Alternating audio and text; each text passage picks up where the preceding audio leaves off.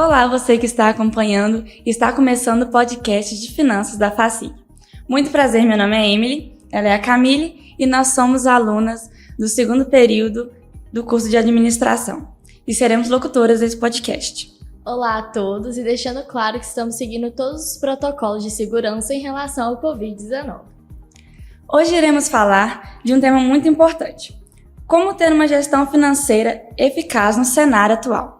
E para conversar conosco temos a ilustre presença da professora Camila, da Unifacig. Olá, professora Camila, pode se apresentar, por favor? Olá, meninas, é um enorme prazer estar aqui conversando com vocês. É um assunto muito importante, né? Desde as pequenas microempresas até as grandes empresas, as multinacionais, as empresas de capital aberto, né? Gestão financeira. Inclusive, é tema de disciplinas de vocês, do curso de administração, também da Contábeis. Estou aqui à disposição de vocês. A gente bateu um papo a respeito de gestão financeira, né? E algumas coisas que vocês tenham dúvidas, que surgiram ao longo aí da pequena caminhada de vocês, né? E eu ainda quero parabenizá-los, segundo período, né? Já fazendo um trabalho tão grandioso como esse, muito bem mesmo, parabéns para vocês. E bora lá! Bom, temos algumas perguntas para entender melhor sobre essa área. Primeiro, quais as características de um gestor financeiro? Então, né? Gestor financeiro. Quando a gente fala de finanças, pouca gente sabe, mas a área de finanças ela está dentro da administração, certo? E, curiosamente, poucos administradores vão para a área de finanças. Então, ela é uma área que a gente tem profissionais invadindo a nossa área. Não deixem isso acontecer, meninas, por favor. E, além disso, ainda tem uma outra questão, que a área de finanças é predominantemente masculina. Infelizmente, até nos dias de hoje, né, a grande parte dos profissionais da área financeira são homens. Então, quando você fala assim, qual que é o perfil, né? Quem que é o gestor financeiro? Então, atualmente, a gente tem, assim, várias profissões, formações que podem trabalhar na área financeira. Então, a gente está falando, finanças, né, de um modo geral, é muito amplo. Então, eu acredito que vocês estejam falando mais de finanças corporativas, né? A área financeira das empresas, porque a gente vai ter aí tanto finanças corporativas, né, relacionada à área dentro da empresa, né, trabalhar ali as decisões de investimento, de financiamento, né, distribuição de lucro, como também a gente tem a área financeira voltada para o mercado de capitais, voltada para os mercados financeiros, na verdade, né, não só mercado de capitais, mas todos os mercados financeiros. E aí vem assim na nossa cabeça, o que seria isso, né? As intermediações dos bancos, a gente tem ali a bolsa de valores, né, mercado futuro, que vai até criptomoeda, por aí vai. Mas voltando à questão aqui, quem que é, né, o perfil do gestor financeiro? Ele, né, pode ser formado em administração, como eu falei, né? A finanças está dentro de administração, então esse gestor financeiro ele pode ser um administrador, como pode ser também um contador, que tenha uma pós na área de finanças ou que se interesse pela área de finanças também. Então, a gente vai ter vários gestores financeiros, contadores, administradores, engenheiros e por aí vai, tá certo? A gente tem aí economistas também, e até uma coisa interessante, assim, que entre os meus colegas de pós-graduação, né, mestrado e doutorado, pouquíssimos são administradores. Eu falo para vocês que da minha turma é somente eu, administradora, certo? E poucas mulheres também. Então seria esse perfil, né, de formação. Agora, eu vou falar um perfil, características, né, desse profissional. É um profissional analítico, certo? Ele tem que ter essa capacidade de analisar, né, os números, porque os números eles vêm da contabilidade. Certo? Então, o gestor financeiro ele tem que ter uma capacidade de analisar aqueles números, analisar um contexto macroeconômico também, né? Analisar ali o setor. Então, ele tem que ter um perfil analítico, ele tem que ter um perfil organizado, tem que ser um profissional organizado, certo? Ele tem que ser um profissional curioso também, tá em constante atualização, constantemente lendo a respeito, né, da economia, ele tem que estar Cenário econômico, exatamente. Ele tem que estar sempre, outra coisa importante, estar por dentro do que está acontecendo na empresa, certo? Então, ele tem que ser uma pessoa, assim, que tem essa capacidade de integrar também os diversos setores, né, da empresa. Então, está sempre ali por dentro do que está acontecendo para ter uma capacidade melhor de analisar os números. Porque não adianta também ele ficar só lá no setor dele financeiro e as coisas acontecendo nos demais setores, né, o trabalho acontecendo e ele sem entender o que está levando àquele resultado, certo? Não é simplesmente também só analisar os números, né? Qual que é a importância e o benefício da gestão financeira principal dentro da empresa? Então, a gestão financeira é o que vai manter a empresa ali, né, dar uma sustentabilidade para ela, né? Quando eu falo assim de sustentabilidade, muita gente fala assim, sustentabilidade ambiental, não estou falando nada de ambiental. Tô falando de sustentabilidade, a sustentabilidade financeira é a empresa se sustentar ali no mercado, né? Garantindo a sua vantagem competitiva, aí é claro que a gente fala vantagem competitiva já remete ao marketing, né, ao posicionamento da empresa e tudo mais, mas gestão financeira seria, por que ela é importante? Como que você vai ter uma empresa, vai trabalhar uma empresa, né, gerir ali os seus custos, tá certo, né, os seus gastos, trabalhar a formação de preço, se você não entende bem o valor desses números, como que você vai se manter no mercado se você não consegue gerir os seus recursos, certo? Então, hoje, por exemplo, né, não hoje, mas, né, segundo pesquisas já há algum tempo no Brasil, a gente tem aí que 90% das empresas que abrem suas portas, né, quando nasce um CNPJ, né, todos esses CNPJs, as empresas costumam morrer. Os CNPJs costumam ser baixados em menos de 5 anos, porque as empresas elas não conseguem administrar o caixa. Eu sei que nós vamos falar daqui a pouquinho sobre caixa e tal, aí eu vou deixar para falar mais para lá, né, mais adiante. Mas assim, a empresa, desde a pequenininha até a grande, ela precisa de conhecer a fundo e saber exatamente os recursos que estão entrando em caixa, os recursos que estão saindo e ter controle dessa movimentação. Cada detalhe. Sabe? Então, Você investir também na empresa. Né? Oi? Para investir também na empresa. Para investir, inclusive, para expansão, né? Então, a empresa ela quer crescer, a gente tem essa sustentabilidade financeira, você falou muito bem, questão da expansão, e também não é simplesmente se manter, é se manter e expandir, certo? Então, toda empresa quer crescer. Eu não conheço nenhuma empresa que quer manter a mesma coisa, né? Toda empresa quer crescer. Então, a gestão financeira é essencial, é o controle, né, de todos esses números que eu falei, né, dos recursos entrando, os recursos saindo, e enfim, seria dentro dessa linha. Sim. O que é melhor? Uma gestão mais focada no caixa ou no lucro? Então, o que vocês acham? Eu sempre pergunto isso aos meus alunos, algo parecido. Eu acho que é no caixa. Eu acho que é no caixa. Muito bem, é no caixa, exatamente porque o lucro ele é contábil. Sim. A gente tem um lucro ali, né? Não sei se vocês já viram no segundo período ainda, né? Vocês estão bem novas, mas no curso, e novas na vida também, né? Mas a gente vê, né? Logo no início, assim, quando a gente vai estudar as demonstrações, o lucro ele é uma medida contábil, certo? E aí, então, eu sempre questiono, né, para os alunos, falo assim, será que é possível uma empresa vir à falência tendo lucro? Sim, é possível. Se ela não conseguir administrar o seu caixa. Por quê? As empresas, quando elas vendem, elas dão prazo para os seus clientes, na verdade. Então, a empresa ela vendeu e aí então o cliente vai pagar em 30, 40, sei lá, 60 dias, certo? E esse período, o que a empresa vai fazer? Como que ela vai administrar ali as suas contas a pagar? Ela precisa de pagar funcionário, precisa de pagar aluguel, precisa de pagar fornecedor, inclusive, né? Precisa de repor estoque, repor matéria-prima, enfim. E aí, muitas vezes, a empresa ela tá lucrando, certo? lucro contábil, mas aí ela não consegue administrar o caixa, porque ela não pensou no quê? Da necessidade de capital de giro. Ela não pensou no capital de giro. O dinheiro que ela vai precisar administrar no tempo que não está repondo o lucro, né? Exatamente, esse é o raciocínio, muito bem.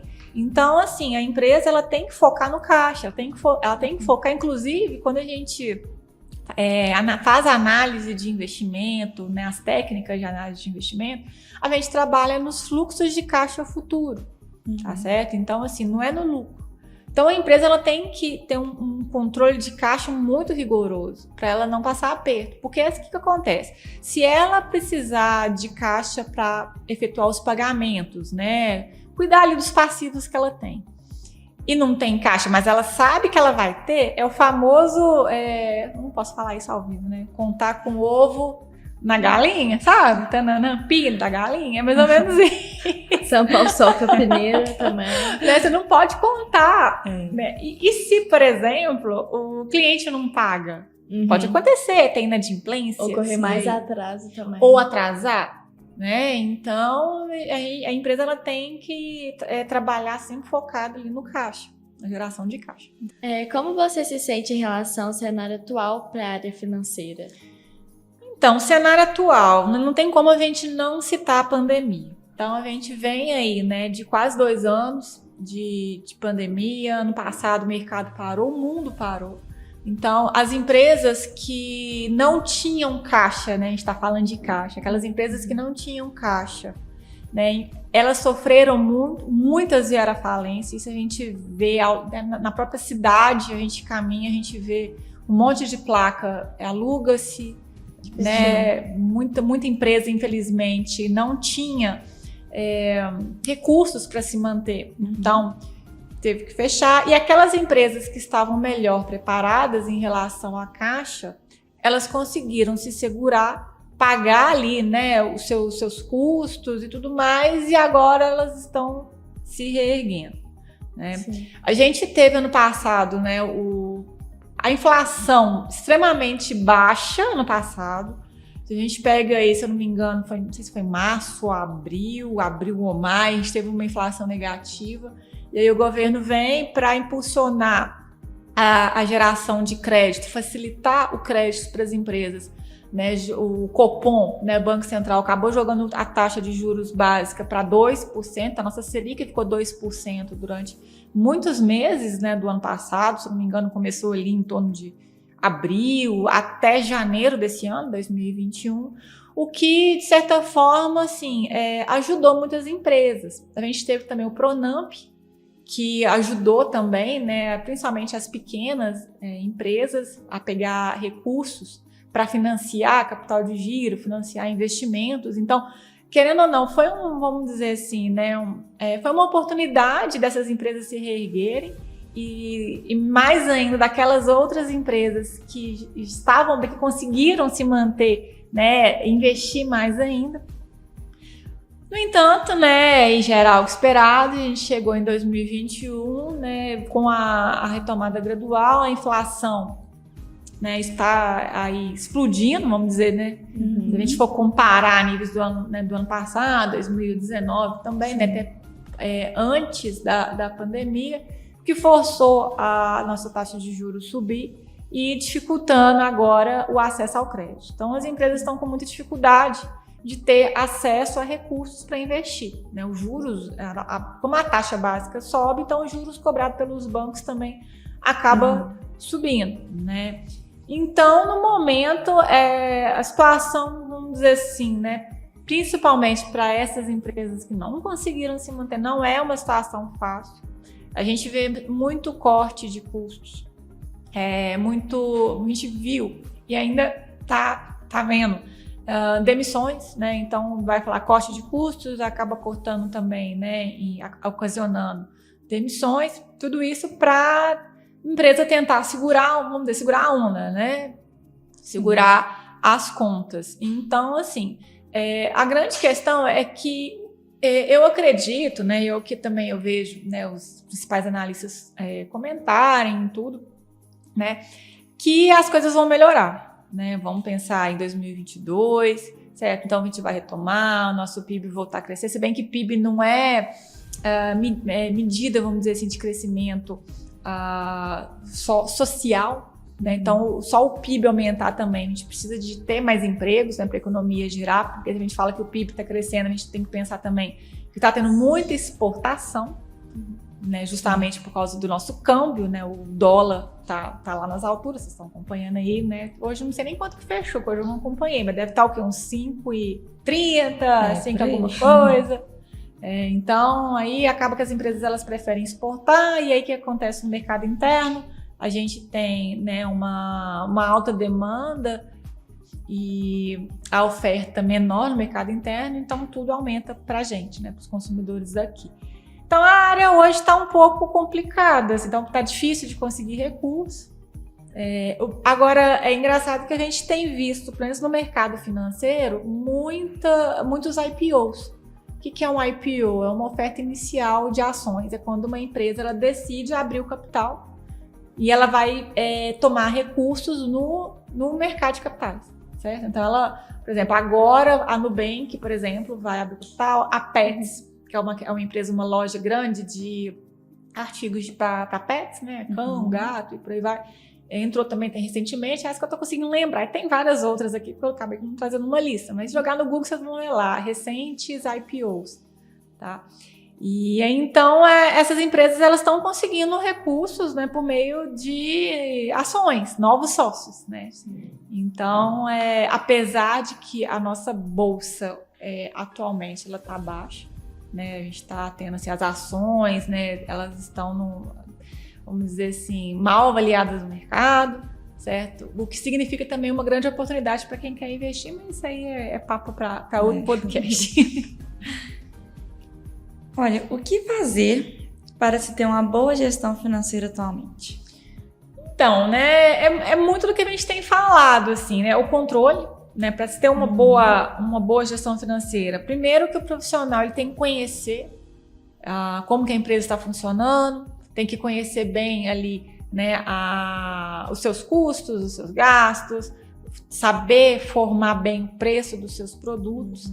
Tá certo? Então, e basicamente, se a gente for pensar na questão do caixa, o gestor financeiro, ele tem que ter uma boa administração lá do seu estoque, então, sempre trabalhar para girar mais o estoque, né, o máximo possível, para não acumular estoque, né, se for uma indústria ou se for um varejo, a gente tem que diminuir esse custo de estoque, negociar com fornecedores. Então, o que vai fazer para ter uma boa gestão? Negociar com os fornecedores para pagar assim, com o maior prazo possível, obviamente sem juros, não estou falando para deixar de pagar e pagar juros, jamais. Mas tem que sempre negociar com os fornecedores, um maior prazo, e tentar sempre ter uma política de crédito que faça com que os clientes paguem o mais rápido possível.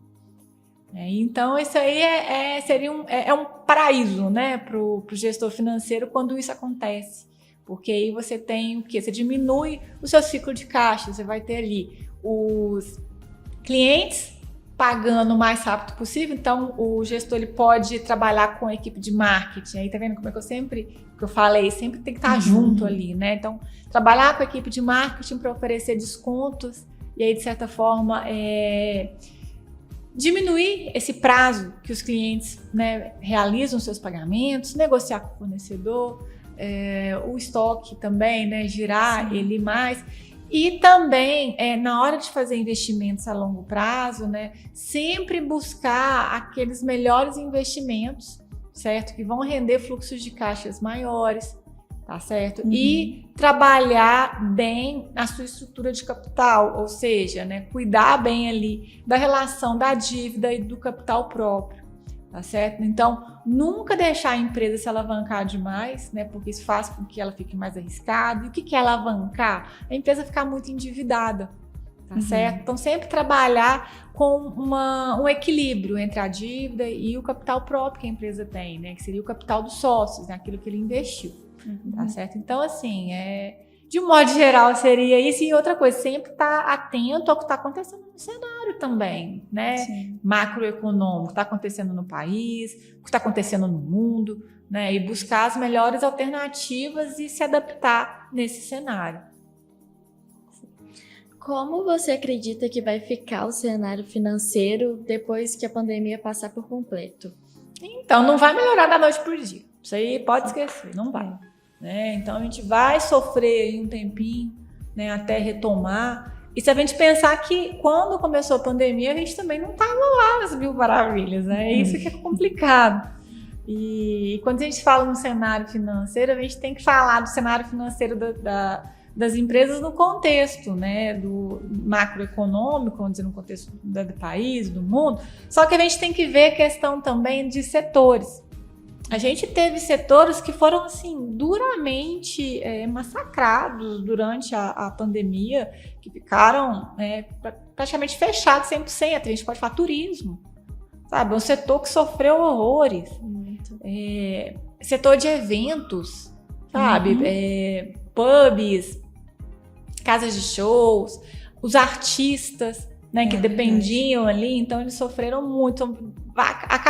Vai demorar um pouco, né? Os que sobraram, porque muita gente quebrou.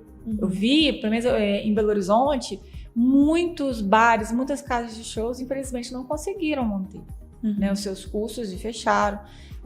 Agora a gente tem setores também que, né, deu um boom, setor de tecnologia. Então, as empresas de tecnologia, elas saltaram, sabe? Então, é aquela coisa, né?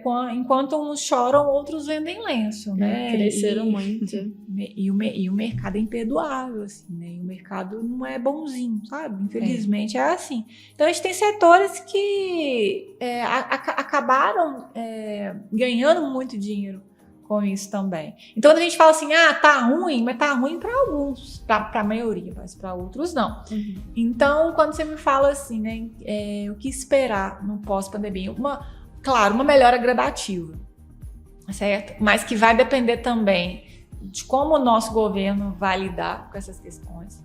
Né? A gente tem aí hoje, né, não quero entrar em detalhes, de política, né? Nada disso não, mas como que a equipe, né, do nosso governo vai lidar com isso, certo? Até ano que vem a gente tem um ano de eleição, como é que, se vai ser esse mesmo governo, se vai ser outro governo, como que vai lidar? Então, são N variáveis. Mais fatores que influenciam. Exatamente, né? Mas o que eu acredito, assim, é que, de certa forma, a gente tende a melhorar aos poucos, certo? Mas a ideia é que a gente vá melhorando, sim. Tá certo. Olha, quais são os maiores bloqueios internos que impedem que uma empresa seja competitiva? E isso afete a sua inovação na área financeira. Então, você falou duas coisas interessantes. A vantagem competitiva, né, o que impede de ser competitiva e de ter vantagem competitiva no mercado, né? O que é essa vantagem competitiva? É a empresa ela ter algo ali que ela vá se diferenciar das outras, né? Essa é a ideia. E a outra questão que você falou foi inovação. Inovação e vantagem competitiva, elas andam juntas. Né? Então, para a empresa se manter competitiva no mercado, ela precisa inovar. Quando você diz assim, inovação financeira, eu entendo que seja a empresa inovar como um todo. Porque quando a gente fala em inovação, muita gente vem na cabeça assim, inovação, tecnologia, coisa de outro mundo, né? Não, a gente inova em processos. A gente inova não só em produtos, como também em processos. Então, se a empresa ela consegue identificar um processo diferente que vá melhorar, de certa forma, alguma coisa ali, que vá aumentar o seu lucro, que vá diminuir o custo de alguma coisa, aquilo é uma inovação, certo? E aí, como é que é a pergunta mesmo? Quais os maiores bloqueios? Os bloqueios, que impedem isso. Sim, o que eu penso, o que é um principal bloqueio dentro de uma empresa que impede é o não compartilhamento de informações, ou seja, uma comunicação falha, certo? E uma outra questão às vezes, isso pode acontecer, de superiores eles não darem muita bola para os funcionários. E muitas vezes são esses funcionários, aquele carinha que está lá no chão de fábrica, que vai dar uma ideia inovadora, que vai chegar e vai conseguir reduzir custos. Amiga, que isso tem a ver com gestão financeira, gente? Imaginem só que você tem lá um funcionário na linha de produção e aí ele percebe, porque é ele que está lidando o tempo todo ali. Ele está lá, sei lá, construindo uma parte de um produto, ele está apertando um parafuso aqui, fazendo outra coisa ali, e ele descobre, se a gente não fizer dessa forma, mas se a gente fizer dessa outra forma aqui, às vezes uma solução simples, nós vamos economizar tempo de fabricar. Então, ao invés de a gente conseguir fabricar, sei lá, 10, a gente consegue fabricar 15. E como é que isso vai impactar lá na frente? A empresa vai conseguir produzir mais, vai conseguir entregar mais, seu custo fixo vai ser diluído em torno ali de toda a produção, e no final, o que isso vai gerar? Lucro. Vai gerar maior geração de caixa. Entende? Então, eu penso que os bloqueios, né, ao meu ver, seriam esses.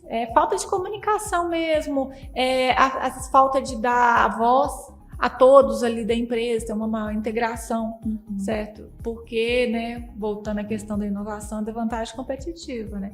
Uma empresa, para se manter com vantagem competitiva, ela precisa inovar. E a inovação também, ela precisa de ter investimentos. E aí é outra questão. Muitas vezes a empresa, né, ela evita investir em pesquisa e desenvolvimento, no setor de pesquisa e desenvolvimento, porque são investimentos arriscados. Muitas vezes você tem uma ideia, né, vamos pensar no contexto da empresa, né, há uma ideia, precisa de pesquisar sobre essa ideia. Então, a gente vai para o setor de pesquisa e desenvolvimento, certo? E é nesse setor que vai produzir inovação. Só que, para chegar a ser inovação, esse produto ou esse processo novo, uma tecnologia nova, que seja, ela precisa de passar primeiro pela ideação, aí tem a ideia, passa pela ideação, aí depois tem um projeto, aí tem um protótipo, e aí tá pronto. Será que vai para o mercado ou não? Aí vai fazer os testes, vai para o mercado. Se der certo, massa, a empresa vai ter o retorno do que ela investiu em inovação. Aí sim, e geralmente são grandes retornos, porque são projetos arriscados. Investir em inovação é arriscado, investir em pesquisa e desenvolvimento é arriscado. Porque vai que acontece de chegar no final de tudo isso, descobre-se que aquele protótipo, aquele produto que se idealizou, ele não vai servir. As pessoas não vão comprar, ele não deu certo. E aí perde-se o que foi investido. Então, também é um bloqueio, as empresas evitarem. As empresas costumam evitar investir em pesquisa e desenvolvimento. Entendi. E como que pode eliminar esses bloqueios? Para quem tá vendo e tem curiosidade. Então, como eliminar? É ter uma mente aberta, é analisar bem os riscos e a relação risco e retorno desse tipo de projeto, tá certo? Então, ter uma boa análise, aí vem a parte do gestor, de fazer uma boa análise se vai valer a pena, certo? Investir ou não naquela inovação, né, naquele projeto inovativo. E, por outro lado, também, né, como evitar melhorar a comunicação ali, como um todo, né, dar voz para todos os funcionários. Enfim, eu penso nesse sentido. Sim. Quando sabemos o momento de inovar no departamento financeiro? No departamento financeiro, vamos pensar assim, quando que é o momento de inovar? Na hora que o gestor ele percebe que ele está ficando para trás em relação às empresas do setor. Então, imagina, vamos pensar aqui, uma empresa de telefone celular, né? Vocês lembram da Nokia? Vocês já tiveram telefone da Nokia? Sim. Então, todo mundo teve telefone da... Alguém tem telefone da Nokia aqui? Alguém tem aqui? Ninguém tem mais. Acho que não. Pois eu acho que o gestor financeiro da Nokia, a equipe toda lá, percebeu tardiamente a hora de inovar.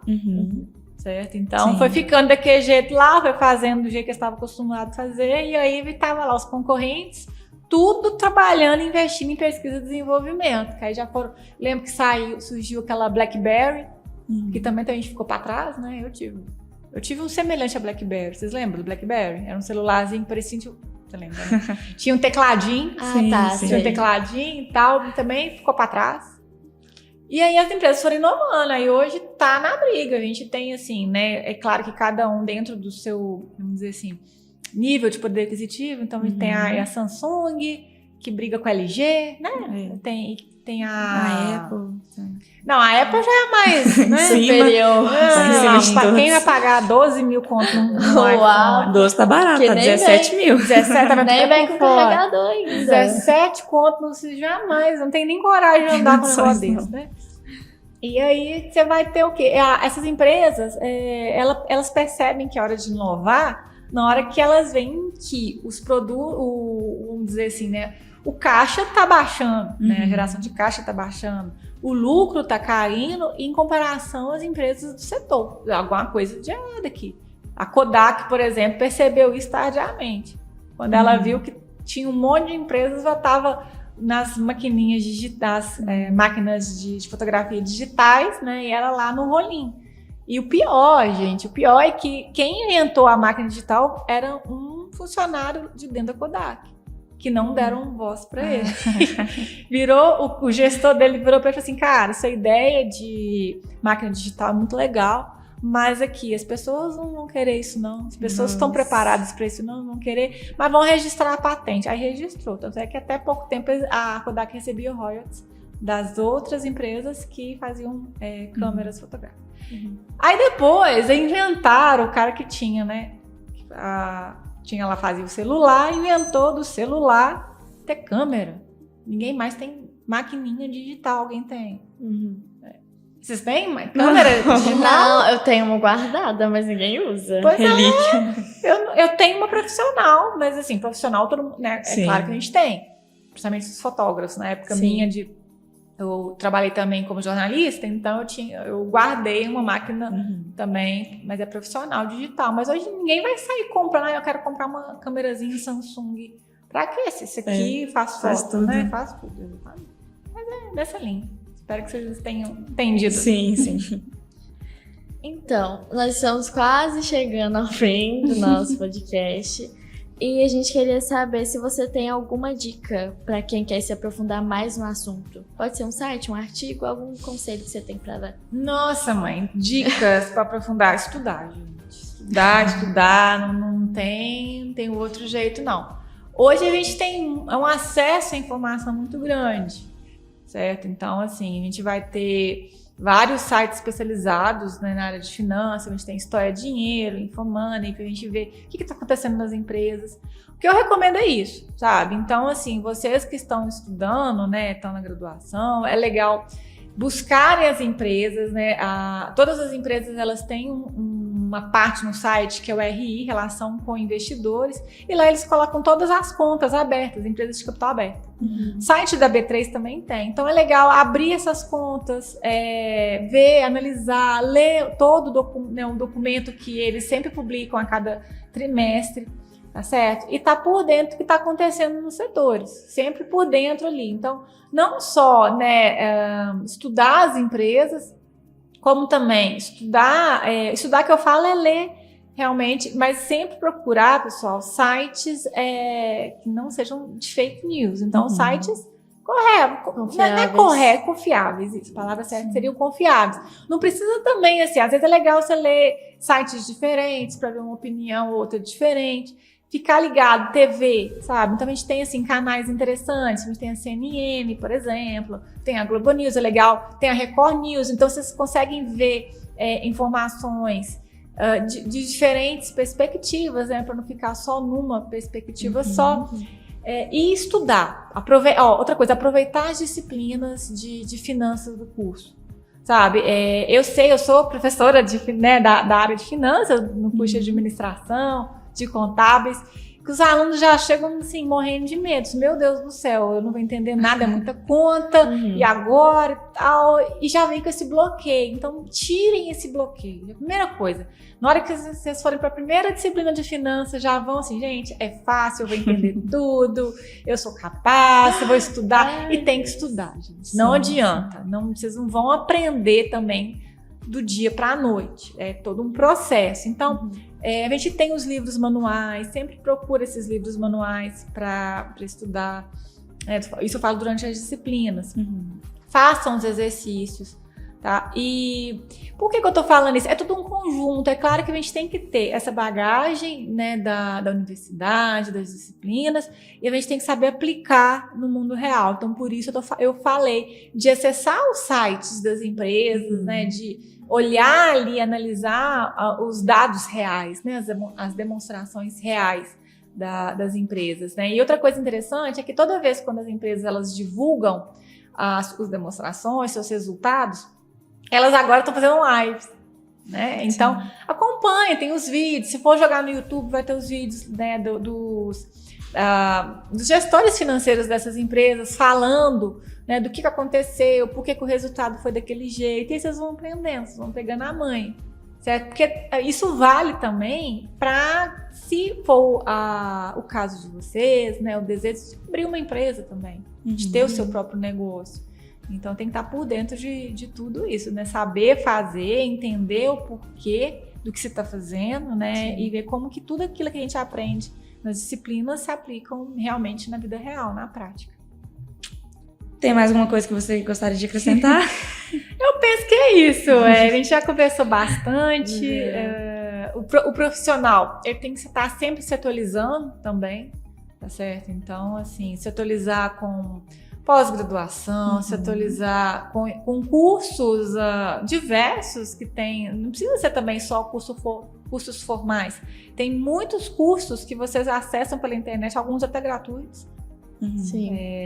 Tem que ser muito bom, né, em Excel, então já adianto. Façam cursos de Excel, online tem aos montes. Tá muito sabe? em alta. Então tem que fazer um bom curso de Excel, tem que saber manusear HP12C, né, é interessante. Tem que estar aberto, né, essa questão do mundo dos cálculos, já ir trabalhando a questão da análise, né, desse perfil, como eu falei, do perfil analítico, de procurar já também, né, analisar os dados, enfim, certo? Mas seria isso o que eu gostaria de deixar de mensagem aí para vocês que estão no início, né? Sim.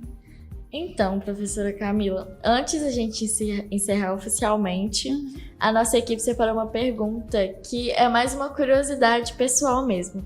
O que você colocaria, tipo, se você tivesse oportunidade, em um outdoor sobre esse tema, entendeu?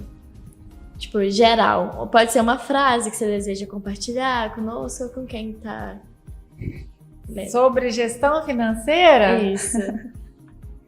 Gente, vamos pensar. O que eu colocaria no outdoor sobre gestão financeira? Surpresa. Colocar lá, frase da Camila. Um pensamento. Isso. Algo impactante. Nossa, mãe, vamos pensar aqui, né? Sobre gestão financeira.